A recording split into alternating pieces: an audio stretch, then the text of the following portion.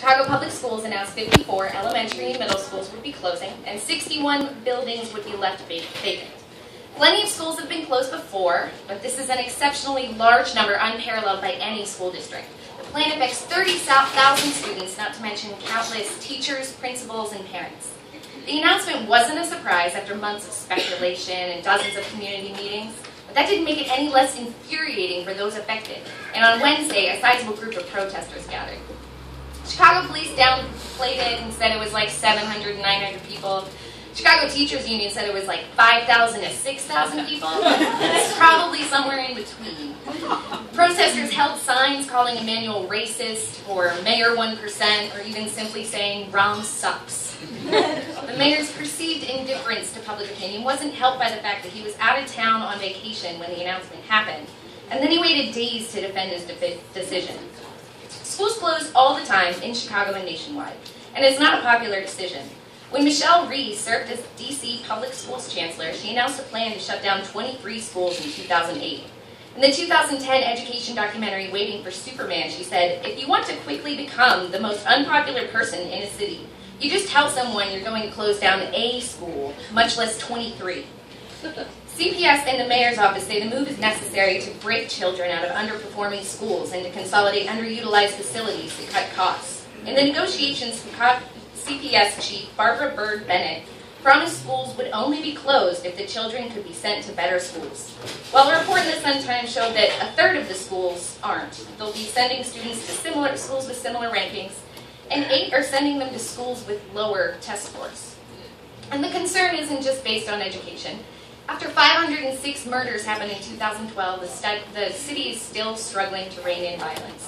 Closing schools disrupts children's education, but also their routines. Something as simple as crossing another street can put a child in a dangerous situation in a different term.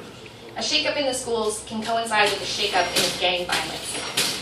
In 2008, there were 513 murders in Chicago, a significant uptick over the year before, and as a graduate student at Northwestern, I interviewed Wes Gogan from the Institute for Policy Research.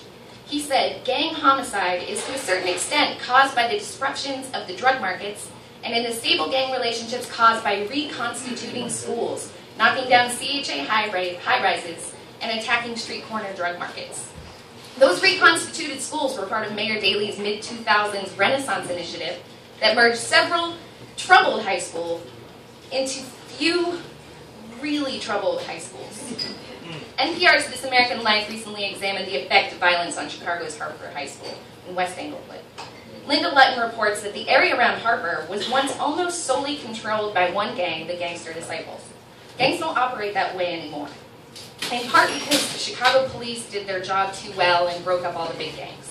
Now there are more than 15 gang factions in Harper's service area. And the gangs are determined by geography. Kids aren't necessarily joining a gang so much as they're assigned to one. Lutton asked, "What if I'm a kid and I really don't want to be part of this gang stuff? How can I avoid it?" And a police officer responded, "It's not going to happen." Last week, Cook County Board President Tony Preckwinkle told Mick Dunkey of the Reader, "You know, schools are community anchors. They're social centers. They're part of a community's identity. And often kids go half a dozen blocks and they're in different gang territory." Director Davis Guggenheim from Waiting for Superman said that for generations, experts tended to blame failing schools on failing neighborhoods, but it might actually be the other way around.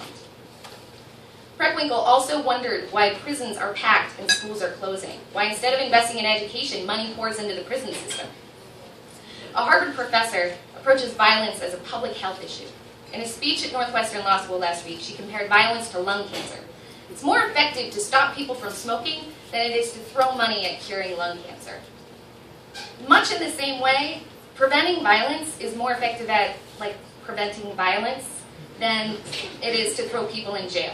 She said you can't police your way to prevention. Cook County Sheriff Tom Dart reported recently that the county jail is nearly filled to capacity, just in time for the crime surge of summer. Sheriff Dart was an outspoken opponent of Mayor Emanuel's plan to close mental health centers last year, estimating 1/3 of his jail population suffers from mental illness. He said, "When we don't fund services, they end up in my jail." Growing up surrounded by the violence, students have been traumatized. They need those mental health services. They're living in fear. How can they learn algebra if they're worried about whether they'll get beat up on the way home from school? That's how kids wind up giving up on school. Every week or so, the mayor's office sends out a press release to brag about how they've lured some business to move its headquarters into the city. Earlier this week, he said Illinois has what it takes for businesses to grow. There's funding, there are loans. He also announced the city would receive a federal loan to fix up the Riverwalk to lure in more tourists. And that's job creation. But you know what else is job creation? Hiring more teachers, social workers, cops, and therapists by funding schools and violence prevention programs. Find a way to lure children to schools instead, with more programs, and then this future of the city will be as secure as their education. Right now, the mayor's office is running sort of Kickstarter-like campaign to fund an after-school basketball program, and maybe they should just do a Kickstarter for the Riverwalk. Now, I'm not saying all this to criticize Mayor Emanuel. He's not the malicious villain portrayed on picket signs downtown.